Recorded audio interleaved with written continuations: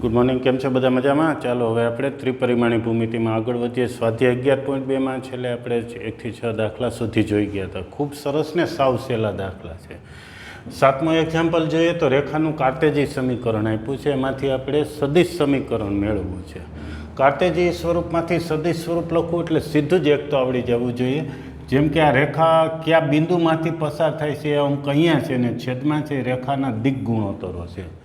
એટલે કે બિંદુ આપણને અહીંથી મળી જશે અને એના દિક ગુણોત્તરો છે એ 3, 7 ને 2 છે.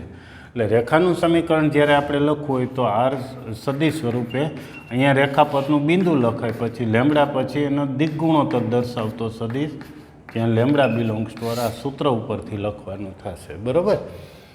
તો સૌપ્રથમ બિંદુ નક્કી કરવું છે. તો આ સમીકરણને રેખાના પ્રમાણિત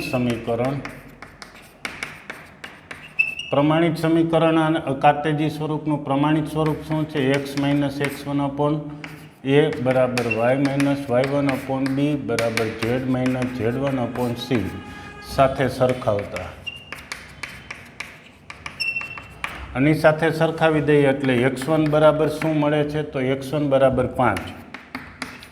y1 એટલે મળે છે, જો y1 એટલે શું? -y1 બરાબર 4 છે, તો y1 બરાબર -4, અથવા માઇનસ પછી હોય એ તમારે બિંદુ ગણવાનું થાય. -4 છે.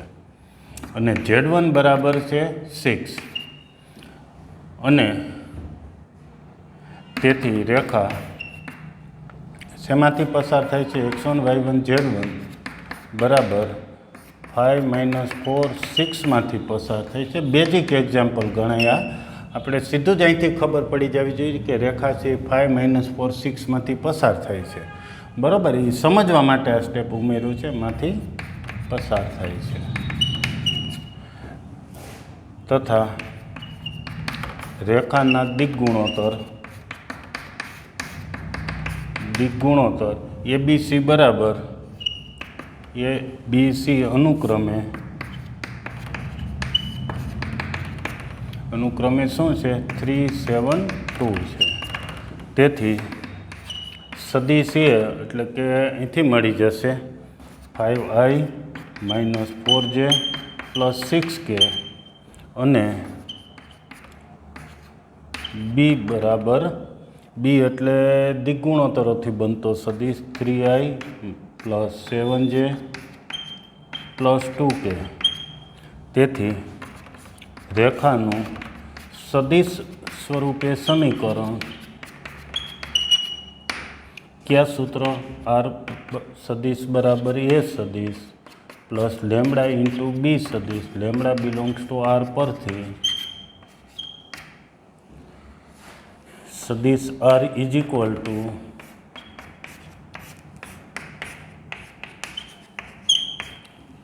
ચાલો અહીંયા એ સદિશ લખી નાખવાનો છે. લેમડા પછી દિક ગુણોત્તર દર્શાવતો સદિશ અહીંયા લખી નાખજો એટલે સદિશ સમીકરણ થઈ ગયું.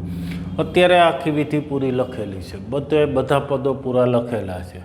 પછી અમુક સમયે તો સીધું જ અહીંથી આ સ્વરૂપ લખતા આવડી જવું જોઈએ. તમે એ પણ શીખી લેજો કે અહીંથી આ સ્વરૂપ કેમ લખવું. સીધું જ છે, જેમ કે અત્યારે હવે અહીંથી લખીએ, વચ્ચેનું કંઈ જોતા જ નથી.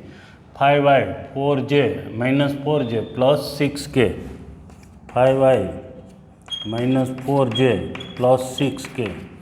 છેદમાં છે એ દિક ગુણોત્તરો છે, એટલે કે એને સમાંતર હોય એવી એક દિશા. 3i 7j + 2k. બરાબર છે? એ જ શીખી જવાનું છે તમારે. 8મો એક્ઝામ્પલની વાત કરીએ તો બે બિંદુમાંથી પસાર થતી રેખાનું સદિશ અને કાર્ટેજી સમીકરણ બંને લખવું છે. તો ચાલો, એક ઉગમ બિંદુ છે ને બીજું બિંદુ આ છે. જવાબમાં રેખા ઉગમ બિંદુ એટલે કે 0, 0, 0 અને 5 - 2, 3માંથી પસાર થાય છે. તેથી શું લેશું? રેખાના દિક ગુણોત્તર મેળવવા છે. રેખાના દિક ગુણોત્તર શું લખશું? તો બે બિંદુ ઉપરથી મળી જાય ए बराबर 5 - 0 એટલે 5, बी बराबर -2 - 0 એટલે -2 बराबर, सी बराबर 3 - 0 એટલે 3। તેથી રેખાનું સદિશ સમીકરણ આ સૂત્ર r bar is equal to a plus lambda into B, lambda belongs to R પરથી, અથવા અહીંયા બી માઇનસ એ પણ સીધું લખી શકાય, બરાબર, દિગ્ગુણોત્તરો લખી શકો। એબીસીને બદલે x2 - x1, y2 - y1, z2 - z1 એમ લખી શકો। આર બાર બરાબર અહીંયા શું લખવાનું, રેખા પરનું બિંદુ, રેખા શેમાંથી પસાર થઈ છે, ઉગમ બિંદુમાંથી, તો 0 પ્લસ લેમ્બડા સદિશ બી, બી એટલે દિગ્ગુણોત્તર, 5y - 2j plus 3k, lambda belongs to R છે। અને રેખાનું કાર્તેજી સમીકરણ સાવ સહેલું, સૂત્ર લખવું હોય તો સૂત્ર પરથી, સૂત્ર આવી રીતે લખી નાખીએ આ સૂત્ર મુજબ। આ સૂત્ર ન લખવું હોય તો અહીંયા છેદમાં x2 - x1, y2 - y1, z2 - z1 એમ પણ લખી શકો, બરાબર છે। તો શું થશે સમીકરણ, સૂત્ર લખવું હોય તો x - x1 છેદમાં x2 - x1 બરાબર y - y1 છેદમાં y2 - y1 બરાબર z - z1 upon z2 - z1 પરથી ચાલો લખાવી દો, x માઇનસ બરાબર y માઇનસ બરાબર z minus, x minus x1 y1 z1 એ ઉગમ બિંદુ છે।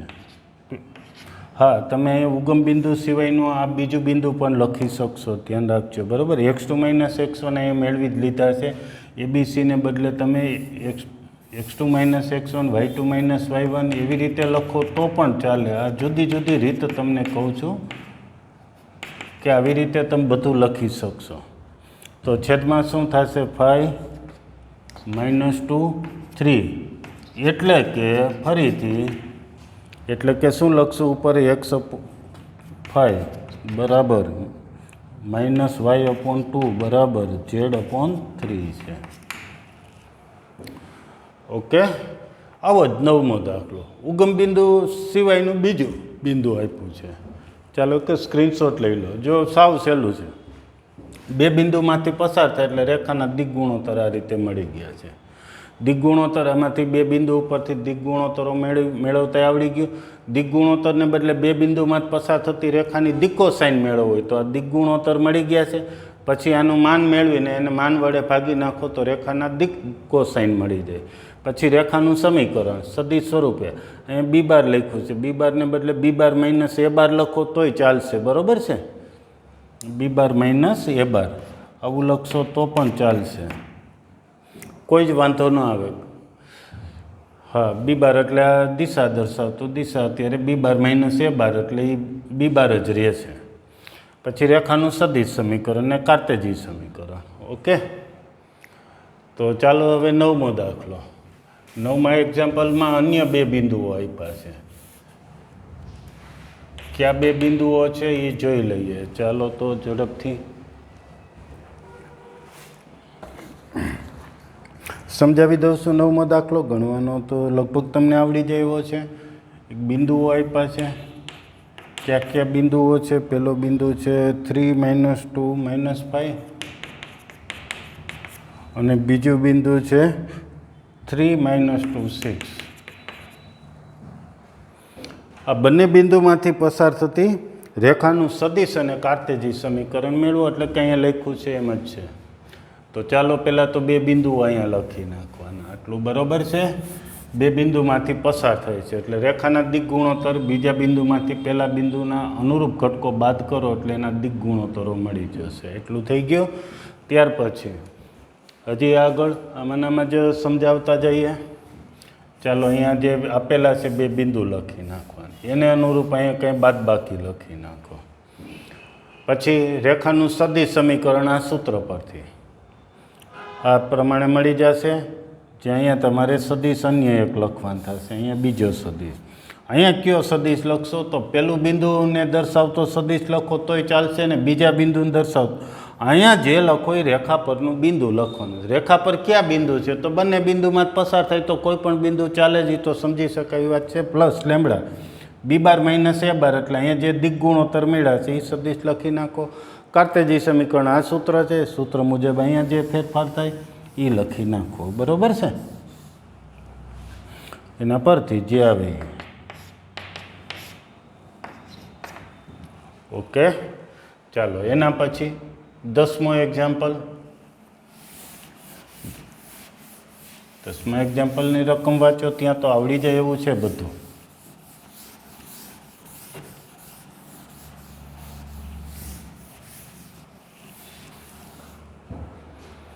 દસમા એક્ઝામ્પલમાં રેખાઓ વચ્ચેનો ખૂણો શોધવાનો છે. આપેલી રેખાઓની જોડ વચ્ચેનો ખૂણો મેળવો. એમાં હવે પહેલો દાખલો.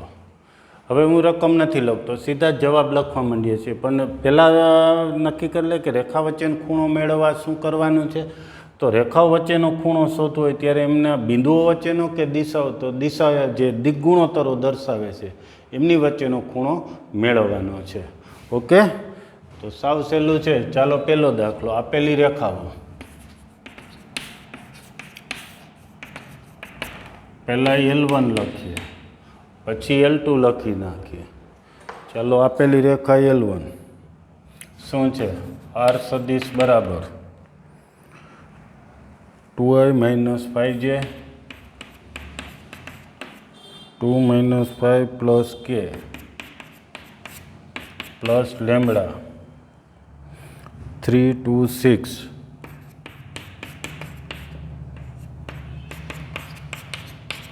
Lambda belongs to R. અને L2 બીજી રેખા, રેખા પરનું બિંદુ, રેખા શેમાંથી પસાર થાય છે? 7i - 6k plus mu I22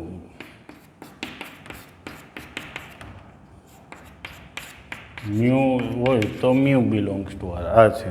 એમની વચ્ચેનો ખૂણો શોધવો છે. તેથી રેખા L1 એ B1 સદિશ શું છે?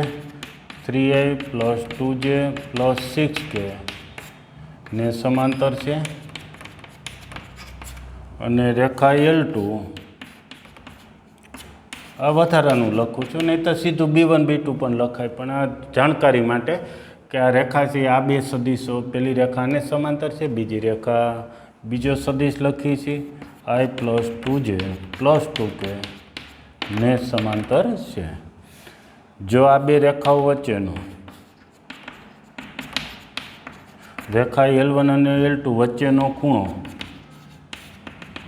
થીટા હોય તો કોસ થીટા બરાબર શું સૂત્ર છે? કોસ થીટા બરાબર, એક ભૂલ રાખું છું, B1.B2 છેદમાં B1નું માન B2નું માન. શું ભૂલ છે ગોતો. ચાલો, તો ભૂલ સિમ્પલ છે, અહીંયા માનાંક આવે. શું કામ? એ રેખા વચ્ચેનો ખૂણો એ લઘુકોણ હોય. સદિશ વચ્ચેનો ખૂણો અને રેખા વચ્ચેના ખૂણામાં આટલો જ ફેર. 10મા ચેપ્ટરમાં સદિશો વચ્ચેનો ખૂણો મેળવતા, તો સદિશો વચ્ચેનો ખૂણો છે 0 થી π સુધી ગમે તે આવી શકે, કારણ કે સદિશ એટલે એની દિશાઓ વચ્ચેનો જ ખૂણો મેળવી છે. રેખામાં દિશાઓ વચ્ચેનો જ ખૂણો મેળવીએ છીએ. બરાબર છે? આ દિગ્ગુણોત્તરો દર્શાવે છે, એટલે કે દિશા દર્શાવતા સદિશો છે એની વચ્ચેનો જ ખૂણો મેળવીએ છીએ. ડાયરેક્શન દર્શાવે છે એમની વચ્ચેનો જ ખૂણો મેળવીએ છીએ. પણ રેખાઓ વચ્ચેનો ખૂણો તો રેખાને બે દિશા છે, તો એમની વચ્ચેનો લઘુકોણ મેળવવા માટે આપણે આ માનાંક મૂકીએ છીએ. કારણ કે કોષનું મૂલ્ય અહીંયા ધન કે ઋણ આવી શકે, લઘુકોણ કે ગુરુકોણને અનુરૂપ. જ્યારે રેખામાં આપણે લઘુકોણ જ મેળવવો છે, એટલે કંઈ ઋણ આવતું હોય, ગુરુકોણ બનતો હોય તો પણ આપણે એની સામેનો અભિકોણ મેળવી લેવાનો છે, પૂરક કોણ મેળવી લેવાનો. સોરી, એટલે માનાંક મૂકીએ છીએ ઓટોમેટિક પૂરક કોણ જ મળી જશે. હલો B1 ડોટ B2 એટલે આ બંનેનો ડોટ પ્રોડક્ટ લખતા જઈએ. 3 × 1 પ્લસ 2 × 2 પ્લસ 6 × 2 અપોન પહેલાંનું માન બીજાનું માન 9 4 ને 36 1 4 ને 4 સાદુરૂપ હજી આપીએ 3 ને 4 ને 12 છેદમાં 36 40 ને 49નું 7 અને અહીંયા જો તો 3 હજુ સાદુરૂપ આપો 4 12 ને 4 16 16 ને 3 19 ના છેદમાં 7 તેરી 21 તેથી થીટા બરાબર કોસ ઇન્વર્સ 19/21 જે બે રેખાઓ વચ્ચેનો ખૂણો છે. સાવ સહેલું B1 B2 લખી નાખો. કોસનું સૂત્ર ખૂણો શોધવાનું સૂત્ર સાવ સહેલું છે, અગાઉ 10મા ચેપ્ટરમાં આવી ગયું એવું જ સમજી લ્યો. ખાલી માનાંક છે, બાકી ગણતરી બધી એમને એમ જ છે. ચાલો 10માનો પહેલો છે, આવો જ તમે બીજો ગણ નાખજો. અહીંયા જે આપ્યા છે એમની દિશાઓ છે, બરાબર. ખૂણો શોધવા માટે બિંદુઓની કોઈ જરૂર નથી, બે દિશાઓ જ દિશાઓ વચ્ચેનો ખૂણો મેળવવાનો છે. આટલું ક્લિયર? તો 10માનો બીજો તમે ગણી જ નાખજો. ભૂલ પડે તો પાછો ગણજો, ભૂલ પડે ત્રીજી વખત ભૂલ પડે તો પાછો ગણજો, મૂકશો નહીં. હલો 11માં હેડિંગ એનું જ રાખીએ છીએ. રેખાઓના સ્વરૂપ માત્ર બદલા છે.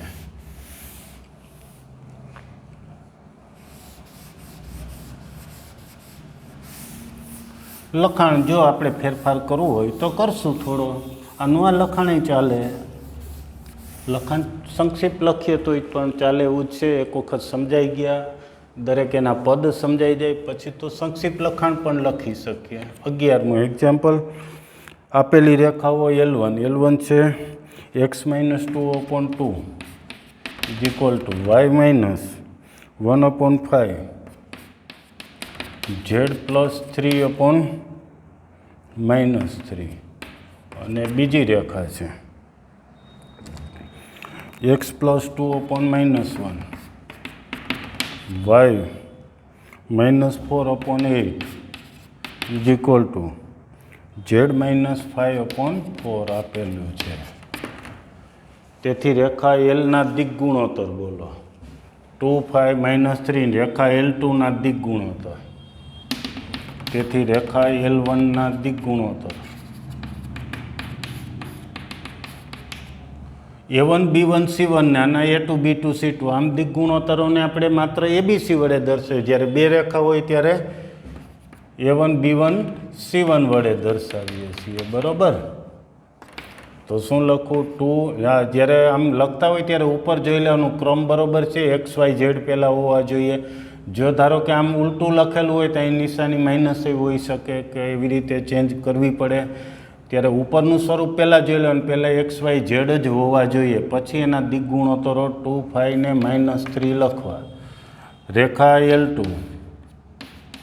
ના દિક ગુણોત્તર અને આપણે A2 B2 ને C2 કહીએ. લખાવો A2 B2 C2 તો -1 8 ને 4 છે. હવે ખૂણો શોધવા માટે બે પ્રકારના સૂત્રો વાપરી શકીએ. ખૂણો શોધવા માટેનું સૂત્ર એક cos થીટા બરાબર લખું છું A1 A2 plus B1 B2 plus C1 C2 upon under root A1 square plus A2 square A1 square B1 square C1 square under root A2 square plus B2 square plus C2 square. આવું સૂત્ર છે, આ પ્રમાણે લખી શકશો. અથવા cos થીટા બરાબર B1 dot B2. હમણાં તમે ગણશો, એક વખત સ્ટેપ મૂકો, તમને ખબર પડી જશે કે આ બંને સૂત્રો એકના એક જ છે.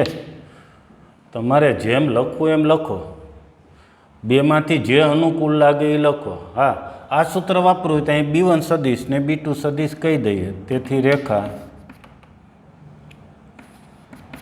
એક B1 સદિશ શું થશે? 2i. જો આ સૂત્ર વાપરવું હોય તો આ લીટી ઉમેરી દઈએ છીએ, બરાબર. 5j -3k, તેથી રેખા L1 એ B1 ને સમાંતર છે અને રેખા L2 એ B2 સદિશ -I + 8j + 4k ને સમાંતર છે. જો રેખા વચ્ચેનો ખૂણો થીટા હોય તો જો રેખાઓ વચ્ચેનો ખૂણો થીટા હોય તો આ સૂત્ર પ્રમાણે ગણો કે આ સૂત્ર પ્રમાણે ગણો. B1 B2 અહીંયાથી મૂકી દો અથવા તો અહીંથી ડોટ પ્રોડક્ટમાં મૂકી દેશો. બરાબર. હા, આ બે લીટી ક્યારે લખવી જો તમે આ સૂત્રનો ઉપયોગ કરતા હોય. અત્યારે બંને રીતે તમે ગણી નાખજો. ઓકે, પહેલું રીત આટલું લખ્યા પછી જો બે રેખા વચ્ચેનો ખૂણો થીટા હોય તો કોસ થીટાનું સૂત્ર લખીને અહીંથી આ કિંમત મૂકી દેજો. પછી બીજી રીત લખવા માટે રેખા આટલું બે લીટી લખી, આ 3 લીટી લખી રેખા L1 ને રેખા L2 માટે અને બે રેખા વચ્ચેનો ખૂણો થીટા હોય તો પછી આ સૂત્ર અને એ પ્રમાણે ગણતરી કરી નાખજો. ઓકે, બંને રીતે લખજો. તમારા નોલેજ માટે બંને જરૂરી છે, કારણ કે બેઝિક રીત છે. બધા સૂત્રો એકનું એક વસ્તુ દર્શાવે છે અને ઉપરાંત એનો સરળતાથી ઉપયોગ કરવા માટે, MCQમાં સ્પીડ લાવવા માટે જે સૂત્ર યાદ આવ્યું એ રીતે સીધું ગણવા માંડીએ, અથવા જુદી જુદી બુક વાંચતા હોય જુદા જુદા પ્રકારના સૂત્રોનો ઉપયોગ કર્યો હોય તો આપણે ક્યાં અટક્યા વગર સમજી શકીએ, ઝડપથી સમજી શકીએ. એટલા માટે બંને લખવું જરૂરી છે. બરાબર. આવી જ રીતે પછી 11માનો બીજો કોઈ પણ એક રીતે ગણ નાખજો. 13મો દાખલો. 12મો દાખલો. 12મા દાખલાઓમાં બે રેખાઓ પરસ્પર લંબ હોય તો પીનું મૂલ્ય શોધો. હું સીધું જ લખી નાખું છું. આપેલ રેખાઓ, પહેલું L1 બીજું L2. પહેલાં તો બે રેખા લખી નાખીએ જે આપી છે. 1 - x તમે જોશો તો મેં કંઈક ફેરફાર કરી નાખ્યો છે. શું ફેરફાર કર્યો છે? તો અહીંયા જે ક્રમ હતો 1 - x એને બદલે x - 1 લખ્યું. તો મેં શું ફેરફાર કરી નાખ્યો? માઇનસ અહીંયા છેદમાં આપી દીધા છે. એક કામ કરીએ, હું આપેલી રેખાઓ પહેલાં લખી દઉં છું, પછી આપણે એનું સાદું રૂપ તમને સમજાવું. 1 - x/3 = 7y - 14 / 2p = z-3/2. અને બીજી રેખા લખી L2 7 - 7x/p 3p y - 5/1 = 6 - z/5. પરસ્પર લંબ રેખાઓ છે તો પીનું મૂલ્ય શોધો. હવે રેખાઓ લંબ છે એટલું રકમમાં કીધું છે કે આ બંને રેખાઓ લંબ છે. લંબ હોય તો બે સદિશો લંબ હોય તો ડોટ પ્રોડક્ટ 0. સદિશોનું દિશા દર્શાવતા સદિશોનું. બરાબર છે ને? તો અહીંયા પણ બે રેખાઓ લંબ છે એટલે એના દિગ્ગુણોત્તરો ઉપરથી એની દિશાઓ મળી જશે. B1 અને B2 સદિશ. આની જેમ B1 અને B2 બે સદિશ મળી જાય પછી લંબ છે એટલે કે એમનો ડોટ પ્રોડક્ટ 0. અને આ સ્વરૂપે જો લખવું હોય આપણે આ સ્વરૂપે તો દિગ્ગુણોત્તરોનો લંબ હોય તો શું થશે? A1 A2 + B1 B2 + C1 C2 = 0. કોઈ પણ તમે ઉપયોગ કરી શકશો. આ સ્વરૂપે લખવું હોય તો A1 A2 + B1 B2 + C1 C2 = 0. આ રીતે લખવું હોય તો B1 B2 સદિશ લખ્યા પછી એમનો ડોટ પ્રોડક્ટ 0. આખરે તો બંને એકનું એક જ છે. હાલો પહેલાં તો ફરીથી, તેથી રેખા L1 ફરીથી લખું છું. એનું કારણ છે કે અત્યારે જે છે એ પ્રમાણિત સ્વરૂપે નથી. પ્રમાણિત સ્વરૂપે ફેરવવું છે એટલે કે આવી રીતે ફેરવવું છે. જે કંઈ આડાવડું હોય તો આપણે ક્રમમાં ગોઠવી દેવું. જેમ કે અહીંયા માઇનસ કોમન લઈએ છીએ અને એ માઇનસ છેદને આપી દઈએ. અહીંયા શું કરશું તો 7 વડે અંશછેદને ભાગીએ. 7 વડે ભાગી તો y, 7 વડે ભાગી તો 2, 7 વડે ભાગી તો 2p/7. અને આ ક્રમમાં જ છે. અને બીજી રેખા L2. ચાલો અહીંયા આવી રીતે લખવું છે. આ પ્રમાણિત સ્વરૂપ XYZ પહેલાં. તો શું કરશું? 7 વડે ભાગીને માઇનસ કોમન લઈ લઈશું. બીજી રીતે -7 વડે ભાગી તો આ -7 વડે ભાગો તો x વધ્યા, -7 વડે ભાગો તો -1, અને આને -7 વડે ભાગો તો આટલું થયું. આ ક્રમમાં જ છે. વાં શું કરશું? તો કે ક્રમ બદલવો છે તો માઇનસ કોમન, એ માઇનસ છે જ નહીં. તેથી રેખા L1 ના દિક ગુણોત્તર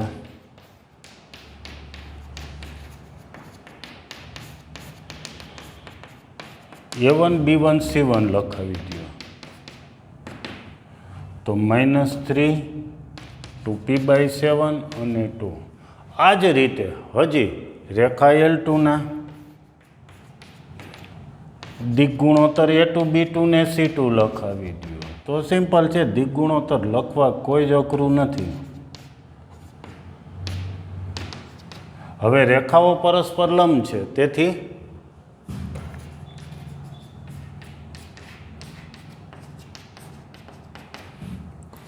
દિક ગુણોત્તરો A1 A2 plus B1 B2 plus C1 C2 બરાબર 0.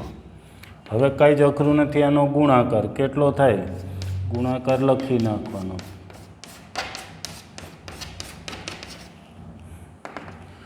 ચાલો એના પછીનું સ્ટેપ લખીએ. બેનો ગુણાકાર થશે 9p/7, પછી ગુણાકાર થશે 2p/7, પછીનો બેનો ગુણાકાર -10 થશે બરાબર 0. p મેળવો. શું કરશો? 7 લસા લઈ લો. 7 લસા એટલે અહીંયાથી આ -70 સામે ગયા તો +70, અને આ બાજુ 11p. p બરાબર 70/11. બીજી રીતે ફરીથી અહીંથી અન્ય રીત જુદી પાડી દેવી. તેથી રેખા L1 એ B1 બરાબર આવી રીતે લખવાનું, આને સમાંતર છે. રેખા L2 એ આને સમાંતર છે. હવે રેખાઓ લંબ છે, તેથી B1.B2 બરાબર 0. B1 સદિશ ડોટ B2 બરાબર સદિશ B1 ડોટ સદિશ B2 બરાબર 0. એ રીતે લખી શકાય. લખજો તમે. ત્યાર પછી 13મા દાખલા તરફ આગળ વધો.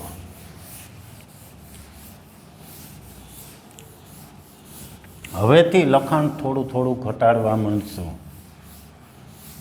સીધું જ મુદ્દાની વાત.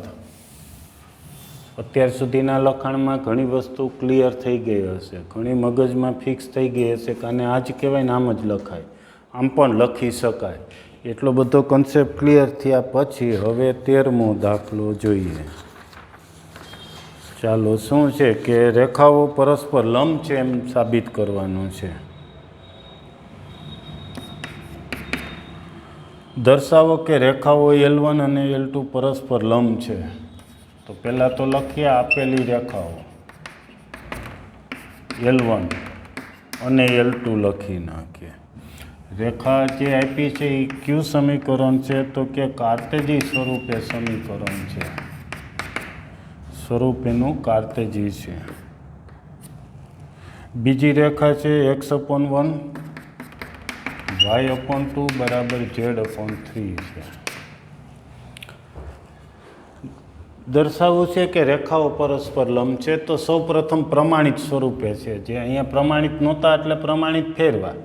આમાં પ્રમાણિત તો છે જ, તેથી સીધું જ અહીંયા આવી જઈએ. તેથી રેખા L1 ના દિક ગુણોત્તર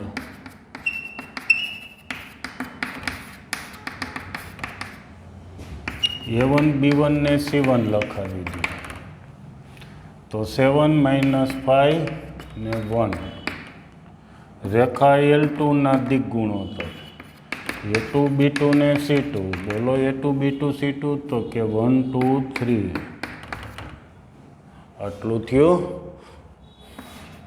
અહીં A1 A2 plus B1 B2 plus C1 C2 બરાબર. ચાલો ગુણાકાર લખવા માંડવાનો. આ વખતે 0 લખવાનો નથી, 0 લાવવાનો છે. 0 આવી જાય તો તમે લખી નાખજો L1 લંબ L2. રીત 2 અથવા રીત 2 તો ન કહેવાય, અન્ય સ્વરૂપ કહેવાય. B1 સદિશ લખો, B2 સદિશ લખો, તમારે લખવાનો. આના ઉપરથી લખી દઉં, એક લખતો નથી, બોલી દઉં છું. B1 સદિશ બરાબર 7i - 5j + k. B2 સદિશ બરાબર i + 2j + 3k. અહીં B1 ડોટ B2. આ તમને સહેલું શું કામ પડે તો કે આ સૂત્રો બધા સદિશ સ્વરૂપના સૂત્રો છે, બરાબર છે, જે આપણે 10મા ચેપ્ટરમાં જોઈ ગયા એવા જ છે. રેખાઓ લંબ હોય તો રેખાની દિશા હોય લંબ જ હોય, સીધું જ છે. બિંદુ લંબ તો કહેવાય નહીં, એટલે બિંદુનો તો ક્યાં આમાં ઉપયોગ જ ન આવે, તો સાવ સમજાય એવી વાત છે.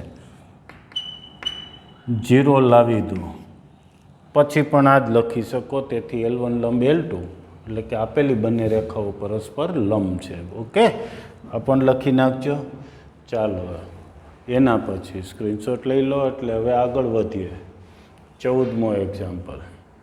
14મો ગણશું એટલે તો લગભગ સ્વાધ્યાય પૂરું થવા આવી જશે એવું કહેવાય.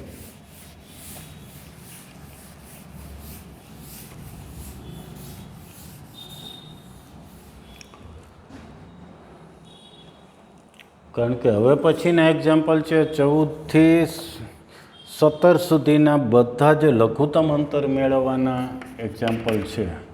હા, રેખાઓના સ્વરૂપ છે, ક્યારેક કાર્તેજી સ્વરૂપે છે, ક્યારેક સદિશ સ્વરૂપે. બંને સ્વરૂપ સહેલા જ છે. આપણે તો નક્કી કરવાનું છે રેખા પરનું બિંદુ શું થાય ને રેખાના દિક ગુણોત્તરો શું થાય.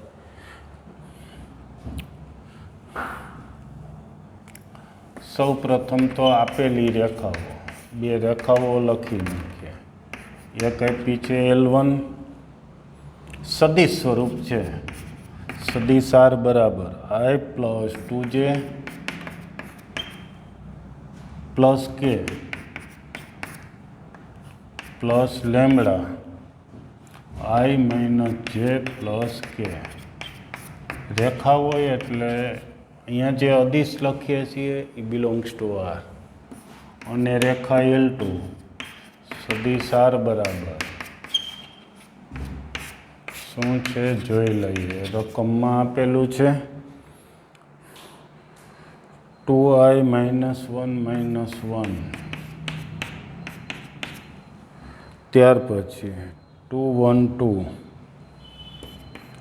2 1 2.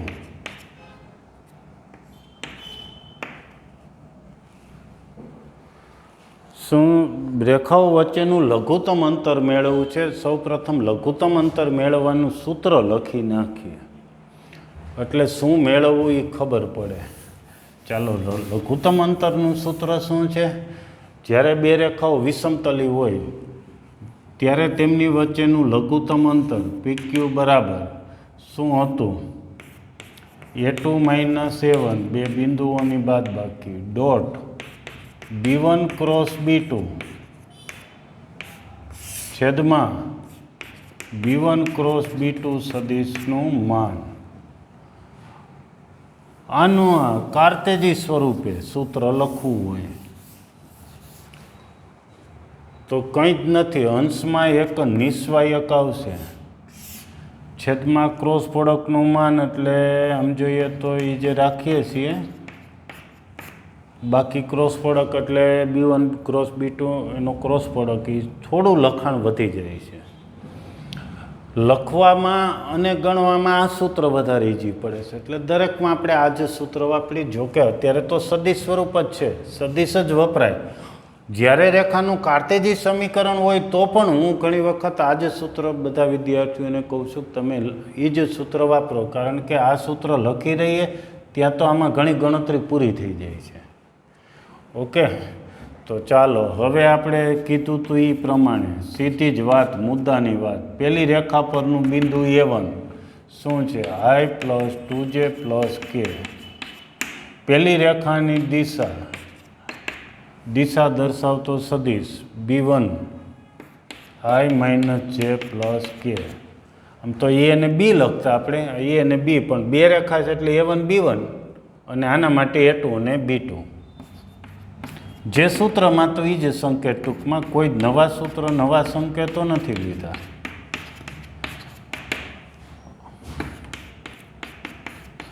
સહેલાઈથી સમજો તો સાવ સહેલું છે.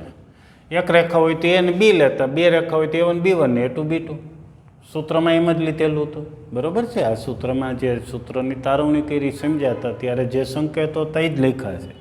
આ પહેલી રેખા પરનું બિંદુ, પહેલી રેખા આ બિંદુમાં જ પસાર થાય, બીજી રેખા આ બિંદુમાં જ પસાર થાય. પહેલી રેખાના દિક ગુણોત્તર 1 - 1 ને 1 છે, બીજી રેખાના દિક ગુણોત્તર 1 2 1 2 છે. ચાલો સૂત્ર જોઈ લીધું તો એ પ્રમાણે મેળવવાનું શરૂ કરીએ. શું પહેલાં મેળવશું તો A2 - A1 મેળવી લઈએ, પછી B1 ક્રોસ B2 મેળવી લઈએ, પછી આ બેનો ડોટ પ્રોડક્ટ ને B1 ક્રોસ B2નું માન. તેથી A2 - A1, ચાલો બાદબાકી કરવા માંડીએ. I -3J -2K. Okay, clear. તથા B1 ક્રોસ B2 મેળવવું છે. એક નિસ્વાયકની રીતે મળી જાય. શું છે B1 ક્રોસ B2? તો IJ કે પહેલી હારમાં ક્રોસ પ્રોડક્ટ યાદ આવી ગયો. 1 - 1 1 અને 2 1 2. ચાલો સાદુરૂપ લખી નાખીએ. I સાથે શું આવે? J સાથે અને K સાથે. I સાથે -2 -1 એટલે -3. J સાથે 2 - 2. K સાથે 1 + 2 એટલે -3I + 3K. હવે શું જોશે? બંનેનો ડોટ પ્રોડક્ટ અને B1 ક્રોસ B2નું માન. તો ચાલો એ લખી નાખીએ. તેથી A2 - A1 અથવા તો કંઈ જ વાંધો નહીં. ચાલો સીધું આ સૂત્રમાં મેળવી લઈએ, બરાબર છે. તેથી બંને રેખાઓ વચ્ચેનું લઘુત્તમ અંતર કે ન્યૂનતમ અંતર કે ટૂંકામાં ટૂંકું અંતર જે કીધું એ. ચાલો A2 - A1 અહીંયા છે એ લખી નાખીએ. B1 ક્રોસ B2 છે એ લખી નાખીએ. B1 ક્રોસ B2નું માન લખી નાખીએ. ચાલો તો A2 - A1 I 1 - 3 2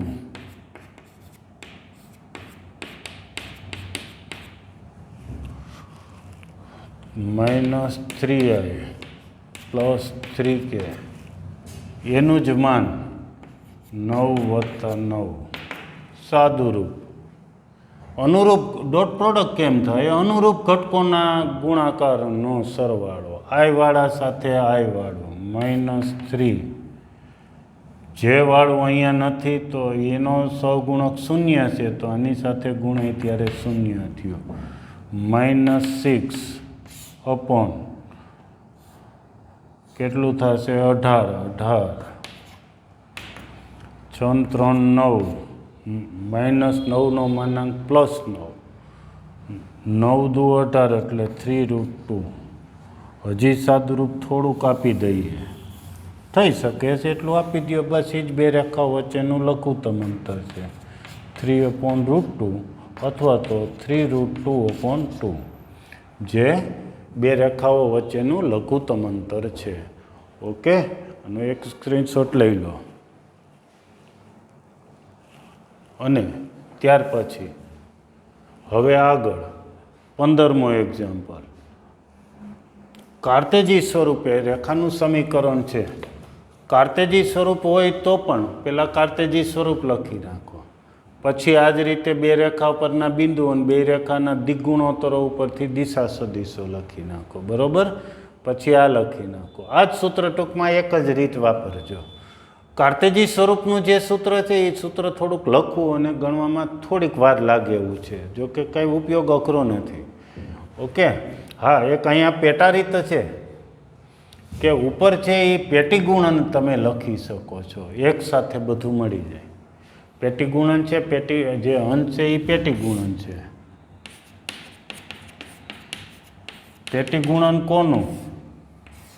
તો આ A2 માઇનસ A1 છે એ પહેલી હાર થશે, B1 એ બીજી હાર, B2 એ ત્રીજી હાર. આ રીતે લખશો તો પણ એનું સાદુરૂપ આ જ અંશમાં જે 9 છે એ આવી જશે. બરાબર, અંશનો 9 છે એ આવી જશે અને છેદમાં B1 cross B2 B1 cross B2 મેળવવું એનું માન મેળવી લેવાનું તો પણ થઈ જશે. તો આટલું થયું. હા, જનરલી પેટી ગુણન શું છે કે જ્યારે કાર્તેજી સ્વરૂપ હોય ત્યારે આવું સદિશ ન લખવું હોય ને આવું બધું ન મેળવવું તો ક્યારેક કોઈક આ વાપરતા હોય છે. બાકી તમે તો હવે આ જ રીતે સ્વાધ્યાય પૂરું કરી દો. થાય તો જાતે ગણ નાખજો. નેક્સ્ટ લેક્ચરે આપણે આના પછી જોશું 17મો દાખલો. થોડો કદાચ તમે વિચારજો, આવી રીતે સ્વરૂપ તમારે બનાવવાનું છે, આપ્યું નથી એટલે કે ખાલી IJK-વાળા જુદા પાડી દો, ભેગો લેમડા કે કાંઈ અદિશ હોય એને જુદા પાડી દો એટલે રેખા પરનું બિંદુ રેખાના દિક ગુણોત્તરો અલગ પડી જશે. કે એક્ઝામ્પલમાં 17મો. તો એ રીતે એક વખત જાતે ટ્રાય કરી લ્યો. નેક્સ્ટ લેક્ચરે આપણે ત્યાંથી આગળ વધશું. બરાબર છે? ઓકે, ચાલો. એવું લાગે તો ઉદાહરણની હેલ્પ લેજો. આવતા લેક્ચરે એક એક્ઝામ્પલ લઈ અને પછી પાછા નવા ટોપિક્સમાં આગળ વધશું. Okay, thank you.